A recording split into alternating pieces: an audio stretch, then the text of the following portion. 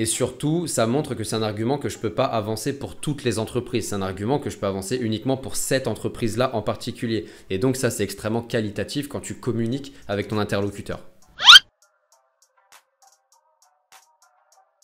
Pourquoi voulez-vous travailler chez nous ? Je vais te donner une réponse simple, claire et limpide dans cette vidéo. Bienvenue à toi en tout cas, moi c'est Nicolas Dezeuf. Depuis décembre 2019, j'accompagne les candidats à trouver emploi, stage, alternance le plus vite possible avec des techniques qui cassent complètement les codes.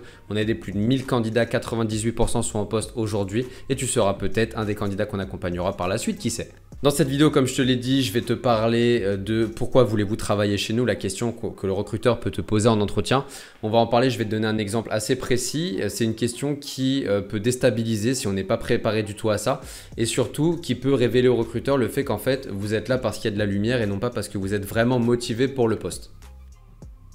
Donc déjà, ce qui est bizarre, c'est que tu ne saches pas répondre à cette question parce que si tu veux travailler pour cette entreprise en particulier, peut-être qu'elle te propose juste un entretien et que tu prends ce qui vient, mais tu es censé avoir une raison. Ça peut être le produit qu'elle fabrique, le service. Est-ce que si par exemple elle est dans l'aide à la personne, c'est quelque chose qui peut te faire kiffer? Est-ce que si elle fabrique, moi j'ai bossé dans les sous-marins nucléaires et les avions de chasse et les hélicoptères de combat, c'est quelque chose qui m'a fait kiffer et c'était pour moi le critère numéro 1, c'était de travailler pour un produit qui m'anime quand je me réveille le matin.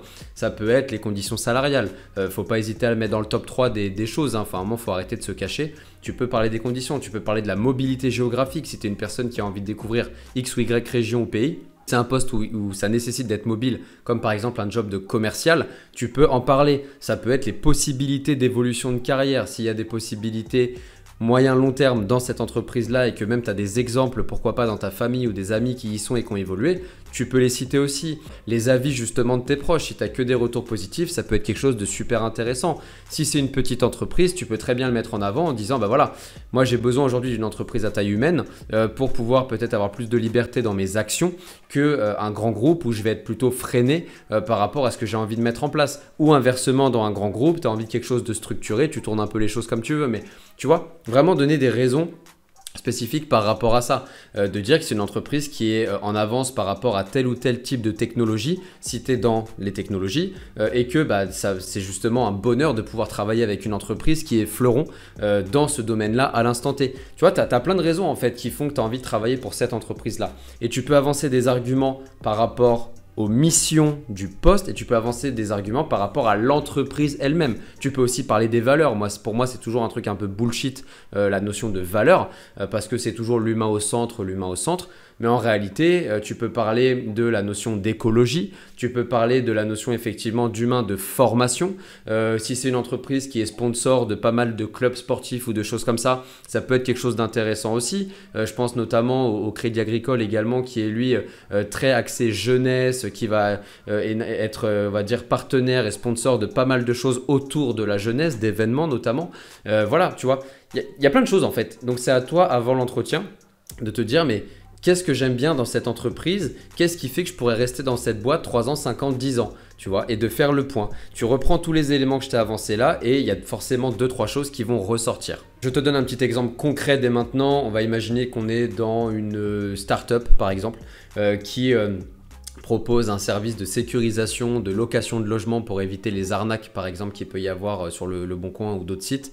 Et le discours, ça peut très bien être si le recruteur me demande pourquoi voulez-vous travailler chez nous, ça peut être très bien dire, bah voilà, j'ai moi-même subi des tentatives d'arnaque via des sites très connus. On est dans un environnement où on est dans une petite entreprise, donc forcément tout le monde se connaît. Et pour moi, c'est important que tout le monde se connaisse assez rapidement. Dans les actions, je pense que ça peut être plus rapide à mettre en place que d'être dans un grand groupe très structuré où il y a besoin de 3-4 décisionnaires des fois pour une petite action. Et puis surtout, comme je viens de vous le dire, on est dans le cadre d'un produit, d'un service qui est proposé, qui me concerne même moi personnellement, et donc j'ai à cœur de contribuer le plus possible pour pouvoir éviter que des hackers ou des brouteurs ou quoi que ce soit continuent à agir et à escroquer des honnêtes gens qui veulent juste soit continuer leurs études en louant un logement dans une autre ville ou tout simplement des particuliers qui veulent changer de région. Voilà, donc j'amène un peu ce côté expérience personnelle, ce côté avis totalement transparent, et surtout ça montre que c'est un argument que je ne peux pas avancer pour toutes les entreprises, c'est un argument que je peux avancer uniquement pour cette entreprise-là en particulier. Et donc ça, c'est extrêmement qualitatif quand tu communiques avec ton interlocuteur. Voilà, j'espère que tu as apprécié ce contenu assez court, très concret encore une fois, comme d'habitude sur cette chaîne. Il y a plus de 300 vidéos dessus, donc tu peux y aller, il y a du contenu pour toi. N'hésite pas à lâcher des commentaires sous chaque vidéo. J'espère que tu as apprécié. Pense à liker, commenter, t'abonner, faire le nécessaire, à partager parce que tous tes potes ou tes collègues ou je ne sais quoi font cette erreur également en entretien et ne savent jamais comment répondre. Tu as aussi pas mal de choses en description que tu peux regarder dès maintenant et qui vont beaucoup t'aider pour la suite de ta recherche. En attendant, je te dis à très vite pour une prochaine vidéo et bon courage pour ton futur entretien. Si cette vidéo t'a plu, n'hésite pas à la liker, la partager, la commenter. Tu as aussi tous les liens dans ma description auxquels tu peux accéder dès maintenant. N'hésite pas à me suivre aussi sur mes réseaux sociaux. Et en attendant, je te dis à très vite pour une prochaine vidéo. Ciao!